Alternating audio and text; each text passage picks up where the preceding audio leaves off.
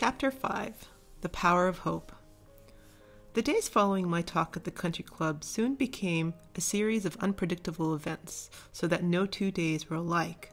On the home front, mothers started receiving streams of mothers and daughters, all keen to be part of gala preparations. Everything from program to menu to seating arrangements was on the agenda, and every decision was put to a committee vote and neatly noted in Mother's little black book, which she carried about with her everywhere she went. Mr. Bennett from the country club was also a regular visitor at our home, as he was also on the committee for the gala, and was often seen carrying samples of items for interior decor, such as velvet placemats, tulle ribbons, tea lights, and orchid arrangements for the table centers, and small organza bags containing gems and diamonds, and other such delights to become gifts for the guests. I personally took this opportunity to remove myself from gala proceedings by scouting out the library and securing the premises for my students. The library staff, headed by the keen-eyed Miss Phillips, were very obliging, and I was sufficiently satisfied that I could conduct my lessons with enough privacy from leering eyes. I did, however, require the services of an errand boy, and I knew exactly where to find him. I found little Sanju on the busy street by the port, among the other harried traders. As I motioned for the rickshaw driver to slow down, I could see he was selling jars of goldfish.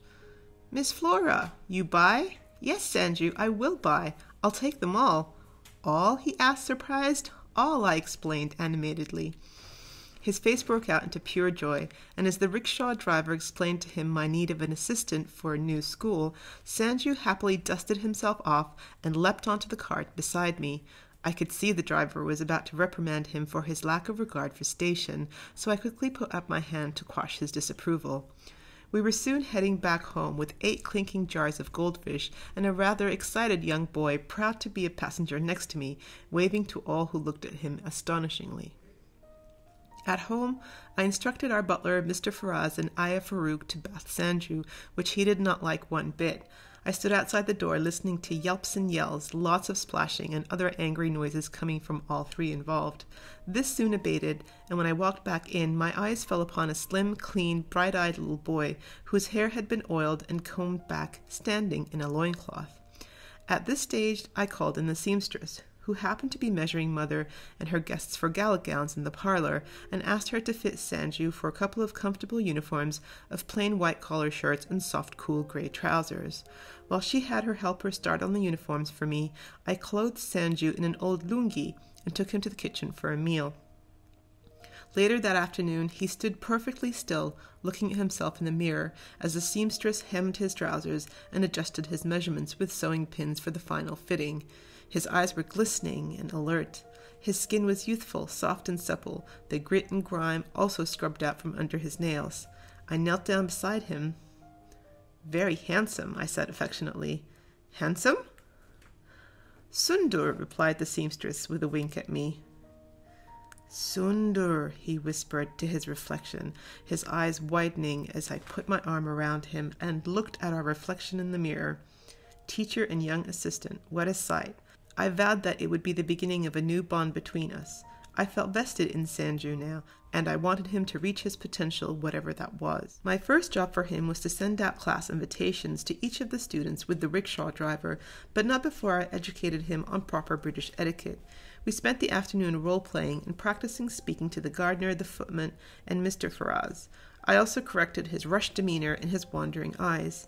"Slow down and look straight ahead" became my mantra for him. It wasn't until he successfully delivered a note to my mother at the dining table without my assistance that I felt confident enough to let him carry out his first task. With the change in my schedule and the endless lists of things to do, it wasn't until midweek that I was able to find the time to head down to the clinic. Abdu was ever present on my mind, and I missed his company. I arrived early that morning, hoping for that half-hour window before Mother and the others arrived, only to find the doctor's office closed and another doctor already making rounds on his behalf. A little confused, I used Mother's keys to let myself into the office, only to find a letter addressed to me on the desk in Abdu's very neat handwriting. "Miss Flora, I regret to inform you that I will not be attending the clinic, as my post has been relocated to my hometown of Kazipatur.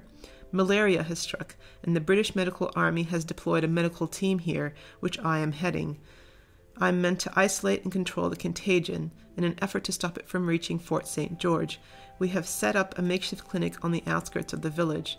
My mother and some of the non-affected residents in the village are also lending their assistance, as we need as many hands as possible.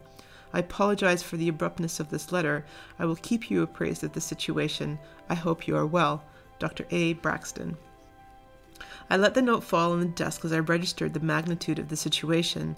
Mother soon came in to confirm that Abdu had indeed been reassigned and that medical personnel were on high alert for the onset of malaria symptoms in patients in the fort.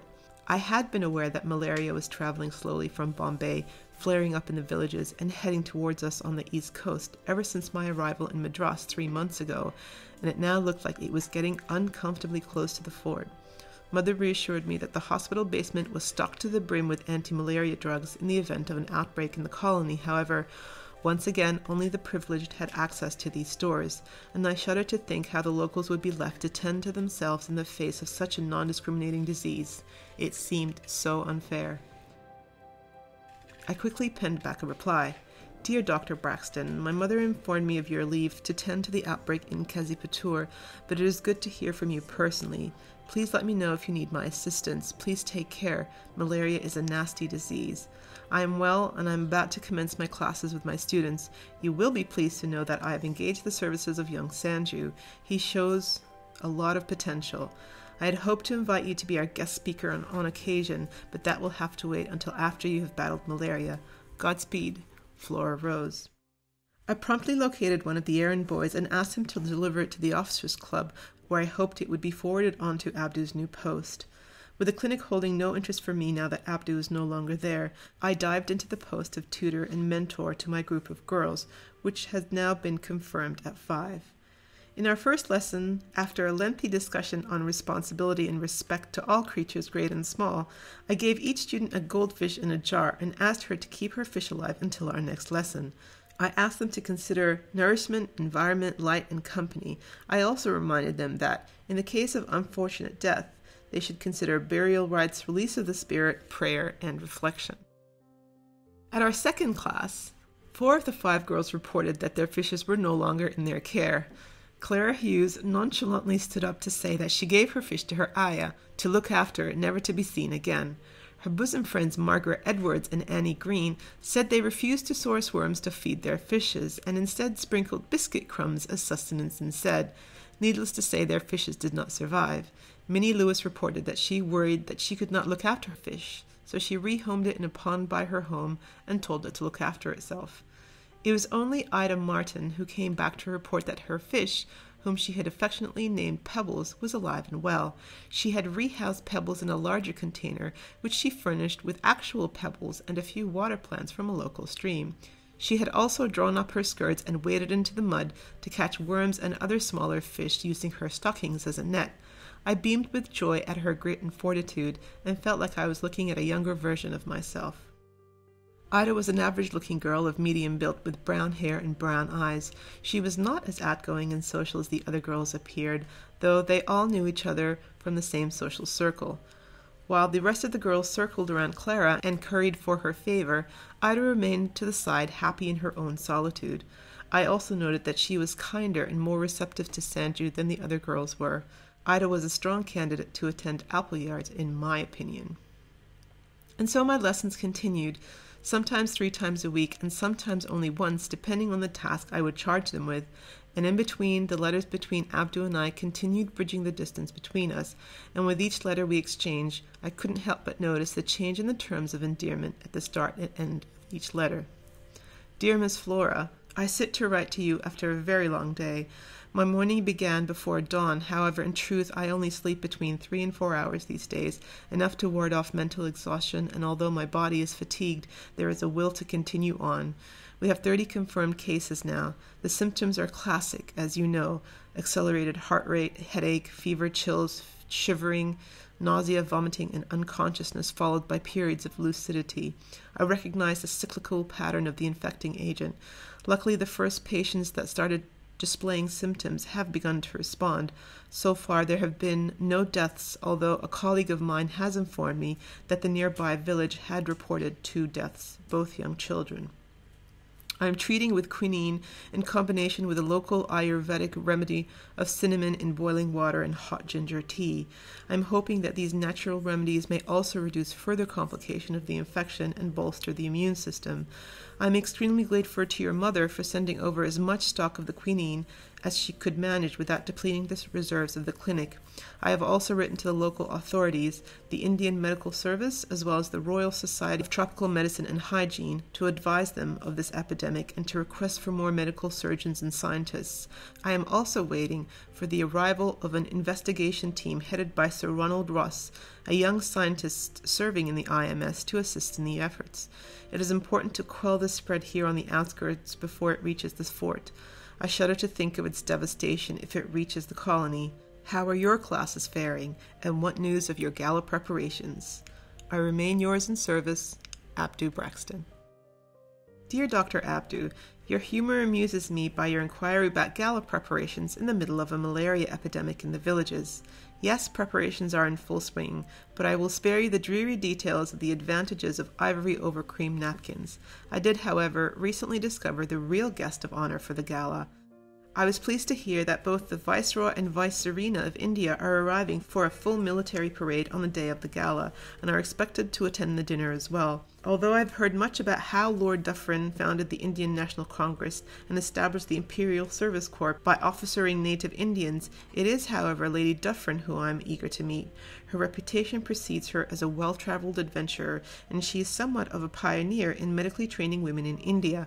I have read some of her letters to Mother, and her methods and ideologies are truly inspirational as they challenge some of the traditional roles of women in society today.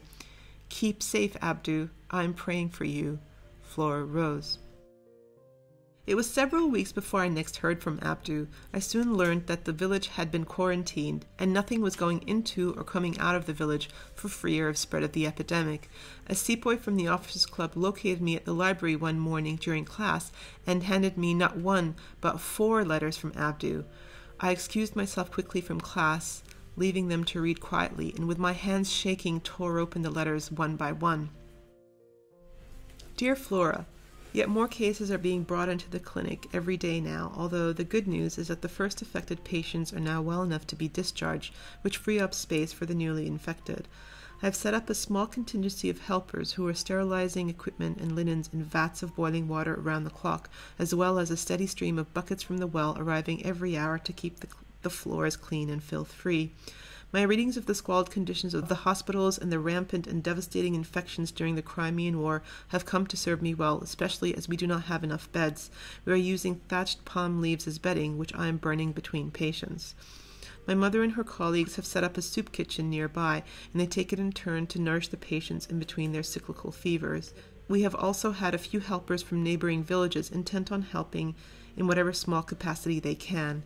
I am grateful for the kindness and generosity of people, barely escaping death in their own village and coming to lend a hand in ours. This is true brotherhood. I went for a walk today to clear my head, and everywhere I looked I saw water. The recent monsoon has brought much rain, and with it mosquitoes. They are everywhere. All this water is a breeding ground for them, and in light of this epidemic, this is not a good sign. We have started lighting fires around the perimeter of the village to ward them off. I know of several teams in Italy and Germany and here in India who are following the pathogenesis of this disease, and I don't know if I am fortunate or extremely unfortunate to find myself in the middle of it here in my own village. I pray we will win over this. Sincerely, Abdu. Dear Flora, it has been 9 days, and I am confident that we have been able to contain this epidemic. Although we are still receiving new cases complaining of general malaise and headaches, they are not displaying the severe symptoms that presented at the start. We are continuing to burn the fires and boil the waters. We have also instructed the villagers to stay indoors and to avoid contact with people on the roads, especially the children, who must be prevented from playing in the waters while malaria is still among us. I must make this brief. Forgive me, Abdu. Dear Flora, the team of investigators headed by Sir Ronald Ross have arrived, and with them the arrival of much-needed supplies. Ronald wasted no time upon his arrival assessing the patients and making blood films. He truly is a marvelous fellow, and I am relieved to be handing the reins over to him and his team. I am exhausted, yet I am pleased beyond measure that there have been no deaths on my watch. I plan to stay to observe Ronald's work and learn much from his experience. I will be in touch. Abdu. And finally, his last letter, which had an altogether different tune. My dear Flora, I write to you in utter desperation and hopelessness. My mother, Flora, my mother has contracted malaria, but she seems to not be responding to the quinine. After my last letter to you, Mother and I retired to our house to get some much-needed sleep. I remember that night that she had complained of a headache and some slight mental confusion, but I had attributed it to utter exhaustion, as I was feeling completely drained myself. The next morning she did not rouse for morning prayers, which is unlike her. I went into her room only to find her drenched in sweat and running a very high fever. I carried her to the clinic and they administered quinine to her, but after 48 hours of close supervision, she showed no signs of a response, and they asked me to remove her as they feared she could reinfect the rest of the patients and start a new epidemic. Ronald suspects she may be carrying a different kind of malaria. Dear God, how could there be different kinds? I have her back in her room, but she is now weak and rarely comes to consciousness. I must be with her constantly to administer water and sweet solution to keep her hydrated and give her as much energy to fight the infection. I do not know what else to do. My sister cannot help as she is with child and fears becoming infected. I cannot believe that my mother could be the only patient who dies of malaria in our village. I do not know what I would do if I lost her, after finally being reunited with her after all these years. I cannot help but wonder if I am meant to be alone in this world. Desperately yours, Abdu. The minute I finished reading Abdu's letter, there was no doubt in my mind that I needed to go to him. I announced to the girls that an emergency had come up, and I asked Miss Phillips to chaperone them until their rides arrived to pick them up. I located my rickshaw driver, who was snoozing under a tree, and asked him to drive me to the clinic where I knew Mother was. I found her in the office and showed her the letter. Mother, I have to go, I said when she finished. Flora, absolutely not. They have closed the villages to all non-essential personnel, and besides, what can you do if the quinine cannot help? Mother, please, I pleaded. And then I remembered. Do you remember when Father was ill and he needed you? You knew that he needed you. You knew you could help. Something is telling me that I need to go to him. I also have something in my medicinal pouch from the academy that might help. Mother, please, I have to try.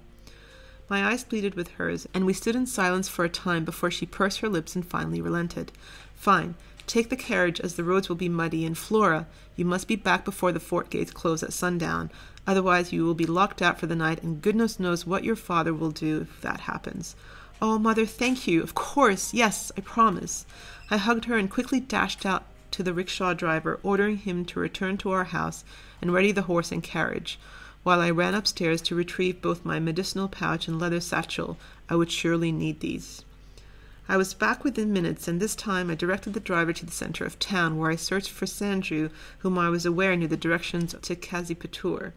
I found him with a group of boys playing in the marketplace next to a vendor selling deep-fried sticky sweet jalebi. I knew what I needed to do to entice him into my service. We were soon on the way to Abdu's village with a group of very happy boys waving us off with sticky smiles. Next to me, Sanju was also happy with his tower of sweet treats. As we passed the fort stronghold, 6-meter-high walls surrounding the garrison, we rode through the iron gates and onto the well-worn roadway. I looked at my pocket watch. It was 2 hours past noon, and I made a mental note to time the journey so I would know when I needed to start heading back before the sun went down. It took 45 minutes to reach the village, not because of the long distance between the fort and the village, but because of the state of the muddy road. As we arrived, an eerie, deserted scene greeted us. I sent Sanju ahead to scout for Abdu's house, while I remained in the carriage. The village square was muddy and in some places submerged under dirty, brackish water. The air was thick with smoke from the fire pits, and black smoke billowed over hot logs of tree trunks. I could see ash raining down around me, and a gray cover of it blanketed the entire village. These fires must have been burning for a long time, and my eyes burned from the irritant chemicals in the air. Sanju returned soon after, hopping between puddles and beckoning for me to disembark and follow him. We soon entered a series of interconnected alleys. I followed, keenly aware of where Sanju's footsteps had landed before me. Where the mud was shallow, I would also step there. Where the water swallowed his footprints, I hoisted my skirts further and looked for alternative footholds. Every time I reached the end of an alleyway, I would find Sanju waiting for me at the end of the next, waiting and telling me to yalla yalla, which I knew meant hurry up. I finally rounded the last corner to find Sanju knocking on one of the doors among a row of connected small houses. The door opened, and in the doorway stood an extremely weary-looking Abdu. "Flora, how? What are you doing here?" He looked worried, eyebrows furrowed and dark circles under his eyes betraying lack of sleep. He also hadn't shaved in days, and I was taken back by his appearance, as I had never seen him look less than perfectly groomed. "I came as soon as I received your letters, Abdu. Please, let me help." I reached out to grab both his hands in mine. He nodded and stepped back to let me in. As he chatted to Sanju in the doorway, no doubt instructing him to wait for me in the carriage, I slipped off my muddy boots and removed my outer coat, aware of not tracking mud into the dwelling. Looking around, Abdu's house was neat, clean, and very sparse. The whole house was only 3 rooms, 2 small bedrooms to the left of the door, and 1 large area which had been functionally divided to serve as cooking space, eating area, and sitting room. To my surprise, there was no sign of colonial influence. The house was traditionally Hindustani, functional, sensible, and very Abdu. Abdu closed the door and turned to look at me. A moment passed, both of us recognizing unfamiliar charted territory. I was nervous, and I knew he was too, but I had to be the one to break the silence. "How is she?" He shook his head. "No change," he replied, a grimace of pain flickering across his face. "Take me to her," I asked, clutching both my medicinal pouch and leather satchel. He nodded and led me towards one of the bedrooms. I stepped in after him to see a single low pine bed in the middle of the room, in which a small figure lay very still. My eyes quickly flitted around the room to see that Abdu had brought in much of his medical tools to set up a care station beside his mother's bed. I saw vials, droppers, a mortar and pestle, herbs, plant material, blood films, a microscope, and a working journal. He walked over to sit on a low stool by her head and stroked her forehead, speaking so gently my heart caught in my throat. "Mama, open your eyes. Mama, Miss Flora is here. She's come to meet you. Mama, please, open your eyes." His voice was shaking with emotion. I walked over and placed a hand on his shoulder to steady him. "This is not how I imagined introducing you to each other," he said softly. "There will be plenty of time for that soon enough, Abdu," I whispered assuringly. I set my medical pouch atop the small cabinet and unrolled it to retrieve the vial I was looking for. The label read Cinchona S.A. This was my secret weapon. I reached into my satchel and pulled out my mini mortar and pestle. I never went anywhere without my own tools when I was called away to a medical emergency. I opened the vial and tipped one of the 4 quills of dried bark into the mortar and started grinding. "Is that cinchona bark?" he asked. I nodded, continuing to grind. "It's no use, Flora. I've already tried it." He pointed to his own mortar and pestle and the quills laying scattered on the cabinet top. "India changed its supply of cinchona barks from South America to Javan bark to reduce transport costs and time at sea. This is South American cinchona and is known to have other alkaloids as well as a more powerful quinine efficacy. It's going to work, Abdu. I just know it will." "Dear God!" The look on his face was one of pure shock. He stood up quickly and rushed over to my side. "I've only been using local bark, as well as the medicinal quinine, which must also be derived from local cinchona." He ran his fingers through his hair and let out a deep sigh of pent-up breath. "What do you need?" he asked. "Some muslin to strain it through, also liquid. They commonly use wine, but because of your religion, maybe hot ginger tea?" "Yes," he exclaimed, and quickly walked around the room gathering the supplies needed. We worked quietly together, each understanding the process required to distill cinchona. I was acutely aware that I was making the tonic that could potentially save Abdu's mother's life. My hands were shaking as I squeezed the final drop through the muslin. Abdu placed his hand over mine. "Thank you, Flora." "It is a little early for that yet," I murmured. "I just know this will work. Somehow, I just know it." And just like that, through the power of hope, it seemed that Abdu was restored to the calm, confident young doctor I met in the clinic 3 months ago. He regained his optimistic demeanor, and I could see the light in his eyes return. He sat once again on the low stool by her bed and tried to rouse her. "Mama, it's time for your medicine." He gently put one hand under her neck and lifted her head so that he could apply one dropper full after another of medicinal cinchona blended in the ginger tea. When he was finished, he laid her down gently and affectionately, stroking her forehead and smoothing her hair around her face, tracing his fingers along every wrinkle on her face. He was so gentle and so affectionate. I felt like I was intruding. I turned to start packing my belongings. I had done what I'd come to do. Seeing me begin to gather my things, Abdu stood. "How do you happen to have South American cinchona bark, Flora?" he asked with a surprised smile on his face. "In my last year at the academy, I knew I was coming back to India where malaria was prevalent, so I did some research and Swami Rama helped me locate a South American supplier. I came well stocked." "What else do you have in that little bag of yours?" he asked mischievously. I laughed, grateful that the mood between us had lightened up considerably. "You will just have to trust me from now on and keep me in your confidence," I replied candidly. "That I will, Flora, that I will." Before any more words could be passed between us, Abdu's mother let out a moan and began writhing in bed. Her breathing became shallowed very quickly. Sweat immediately appeared on her forehead, and she whimpered in pain. I was shocked by the sudden onset of these acute symptoms. I looked at Abdu in fright. "Is it too toxic for her? Did we use too much?" "It's not that. It is the malaria cycle. It's starting again." And for the next 30 minutes we both worked by her side, wiping her brow, cooling her body with damp cloths, and trying to make her as comfortable as possible. The fever cycle soon abated, and it was once again calm and quiet in the little room. I watched as Abdu smeared a little bit of honey on her gums. This, I assumed, was how he sustained her energy levels. "How often are the fever cycles?" I asked. "Daily now," he replied, as he stood and walked around the room collecting soiled linen. I looked at the time. I now had approximately an hour before I needed to get started on my return journey before the sun went down. I wondered if I could get some time alone with Abdu's mother so I could attempt to heal her with my energy. She looked painfully weak, and I was not sure if she had enough energy to withstand a freshly brewed cinchona concoction, as well as fight the recurring fevers of malaria. Who knew what horrors the infection was unleashing on her internal organs? If only I could assist, just a little, and I had time to do it. "Abdu, do you think you can give me some time with your mother alone? Please? I'd like to pray for her." I hated lying to him, but I knew this to be the easiest way to prevent fear and misunderstanding. "Of course," he answered, so trusting. I felt bad. "I will take these out to boil them." "Abdu?" He turned at the doorway. "What is your mother's name?" "Nabila. Her name is Nabila."